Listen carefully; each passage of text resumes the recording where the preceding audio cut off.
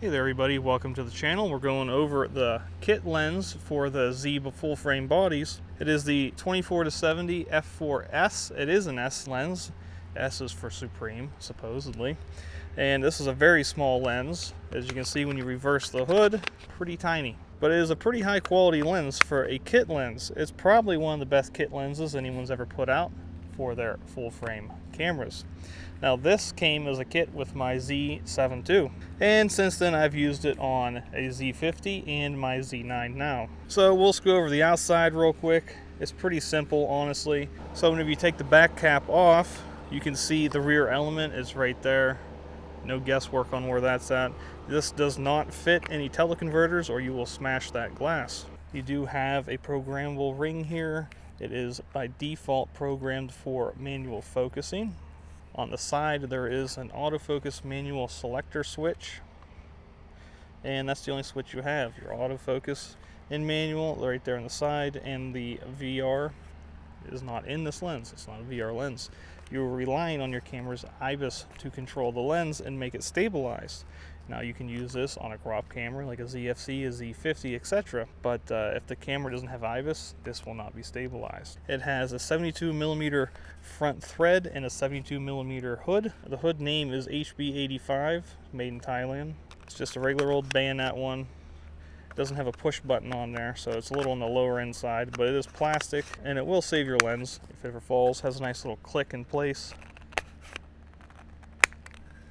And whenever you use the lens, you put on your camera, a little screen's going to pop telling you have to extend the lens first. So you have to, rotate the zoom ring. It does extend quite a bit, so keep that in mind when you're looking through the viewfinder, so you don't bump into things. Now the lens itself is made in Thailand as well, and it has a 0.3 meter focusing distance, minimum focusing distance, or 0.99 feet, basically 1 foot. It's like 11.5 inches. And it works really good as a stand-in, quote, fake macro lens. So works nice for that. The macro ability is 0.3, and the lens cap itself is a pinch type like everything else. Comes right off, pretty nice. And you have your front element. This lens is also weather sealed, so that's a really nice thing too. And the reason why I really like this lens is you can get it super cheap for about $300. On the used market, new, it's about $1,000, but honestly, I don't know anyone that's bought this lens new. That seems like a pretty high price for this, especially considering the 24-120 has since come out. So that's really about it on the outside. So let's see what kind of photos you can get with this thing. Now, if you're shooting on a crop sensor, like a Z50, etc., and you want something wider than 24 because you have the 1.5 crop factor on this full frame lens, you can do panorama stitching, which is super easy. Just take a bunch of pictures. I have a tutorial on that that'll pop up if you're interested, and then you can just stitch those together and do that in Lightroom, and you get pretty nice images out of it.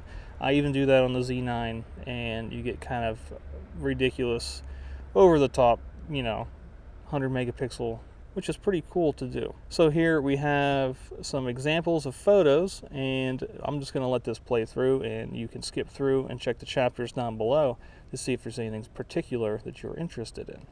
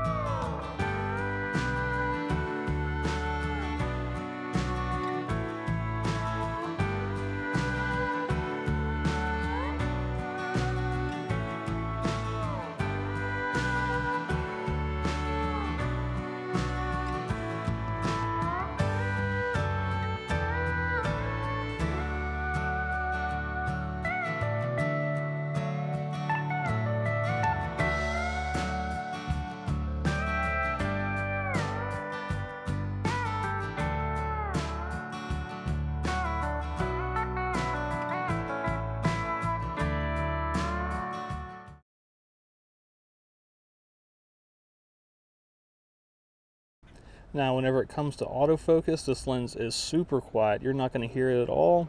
And it's pretty average for a 24-70. It's not like the super snappy 24-70 you might see in a 24-70 2.8S or anything like that, but it is still an S model lens, so it's pretty nice forward and backward.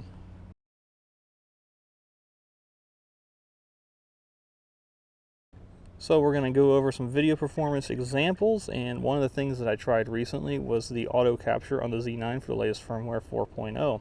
I have a video coming out on that soon enough, but first I just want to show some examples from the Z9, Z7 II, and Z50 and show the different examples of the crop factor with the crop sensors on this lens.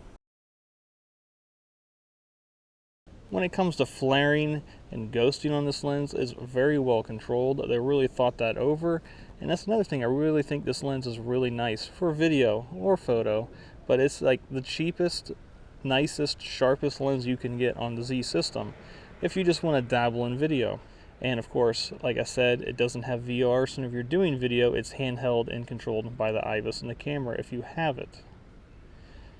And then we'll have some examples of before and after grading showing the power of the lens, which most of this comes down to your sensor, obviously, in your camera, but we can see how nice it edits and renders your footage.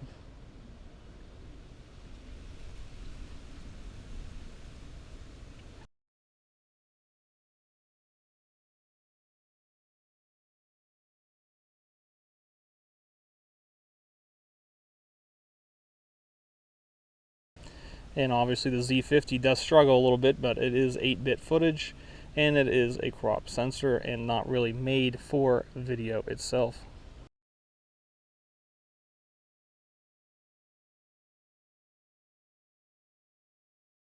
And we just have some quick examples of the 24mm view on a full frame at certain distances, and then we'll compare the same distance to how the Z50 sees it.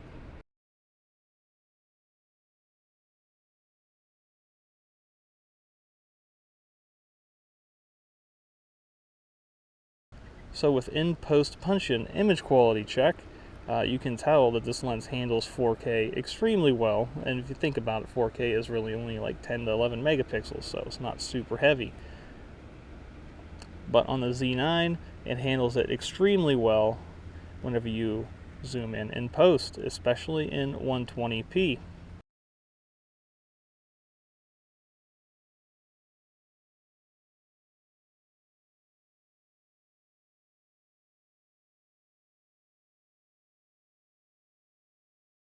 So when it comes to my final thoughts on this lens, obviously it'd be nice if it was a 2.8. It would be nice if it had VR built into it, but without those two things, I'm sure it would be a lot more expensive. So I would recommend this lens to anybody starting out on Nikon Z cameras, and it's probably the best bang for buck you're going to get for 300 bucks. Because a lot of people look at like different other third and fourth party brands. If you have any questions, please drop a line down below. If you found this video useful or enjoyable, please like it and subscribe to the channel and hit that bell notification. Keep an eye out for my next updated video for the firmware 4.0 for the auto capture feature on photo and video on the Nikon Z9. So until next time, best of luck, enjoy your shooting, I'll see you out there.